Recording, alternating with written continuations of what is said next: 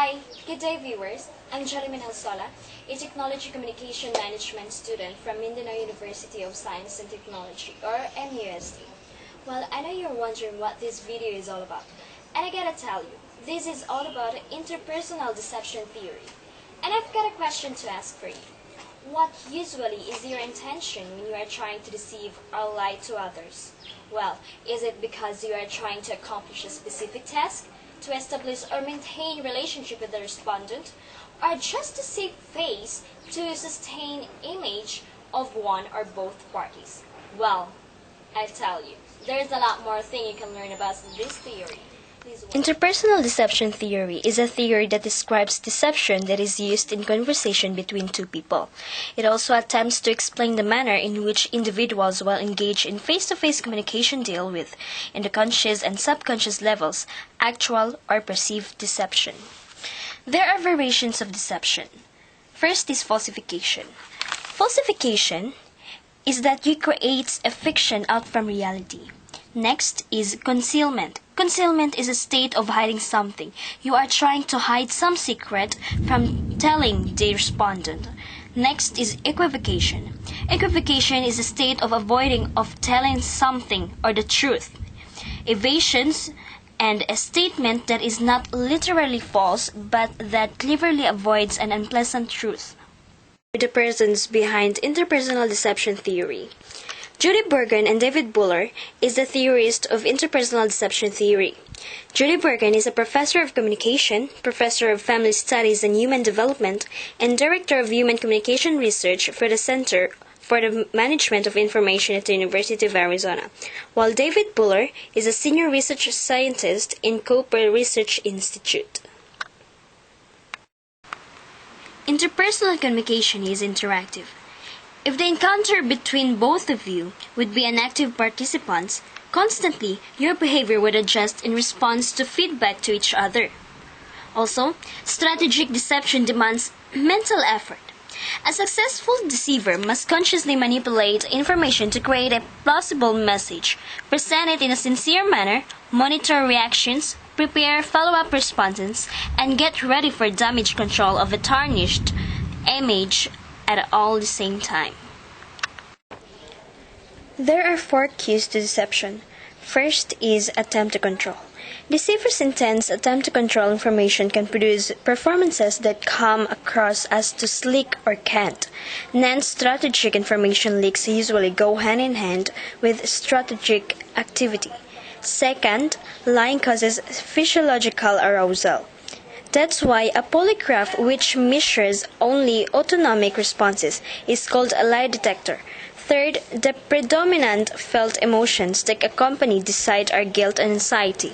Although duping the lie is always a possibility, most people feel bad about lying and are likely to show it. Finally, the complex cognitive factors involved in deception can tax the brain beyond its capacity. Cognitive overload means some behavior go unattended. In a statistical procedure called meta-analysis, Zuckerman combined the results of 35 different leakage studies conducted by various researchers to see what unintentional nonverbal behaviors usually accompany deception. Freud's drumming fingers made a list as a part of a category called self-adapters. Fidgety hand movements unrelated to what is said.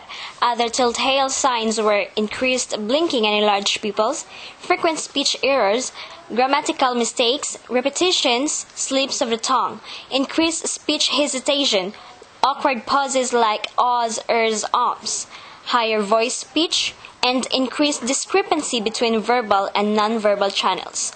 Note that smiling and other facial expressions didn't make the list. As University of Virginia social psychologist Bella DiPaolo states, facial cues are indeed faking cues. Apparently, most of us are aware of our face capacity to convey complex messages, and therefore, we strategically monitor and control that display far more than we do our tone of voice or body movement. The respondent's dilemma: truth, bias, or suspicion. Buller and Burgon define suspicion as a state of doubt or distrust that is held without sufficient evidence or proof. As such, they picture suspicion as a mid-range mindset located somewhere between truth and falsity. Verbal tactics of vagueness, non-immediacy, and disassociation can make respondents wary. Nonverbal signs of emotional stress and mental meltdown may put listeners on guard. In fact, any communication that strikes respondents as strange or out of character is liable to trigger misgivings about the message or the messenger. Of course, some suspicions may be planted before the interaction even begins. Given the many ways the respondents could become suspicious, we might imagine that deceivers would lose their truth bias advantage and have their deception unmasked for what it is. Not so. Buller and Burgon have found that it's actually difficult to induce a deep-seated skepticism. On the rare occasions when respondents are highly suspicious, their doubts usually diminish after a few minutes of interaction. With this heightened motivation, deceivers are more successful at sensing suspicion than respondents are at spotting deception. Not surprisingly, as soon as deceivers see signs of doubt, they change their behavior in a way intended to alleviate their partner's distrust. According to Buller and Burgon, they often reciprocate the mood and manner of the person they are trying to mislead. Oh, look what you've done.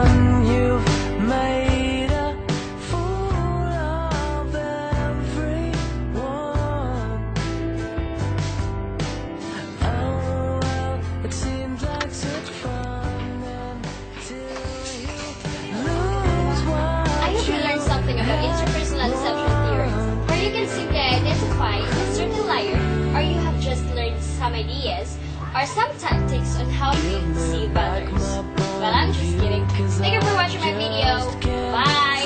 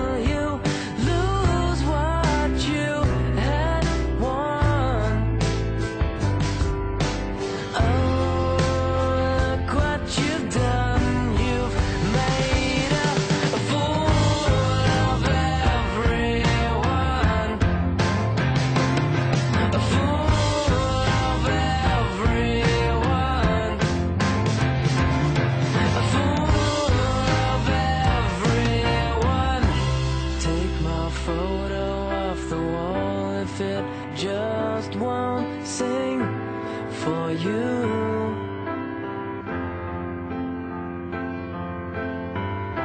'Cause all that's left is gone away.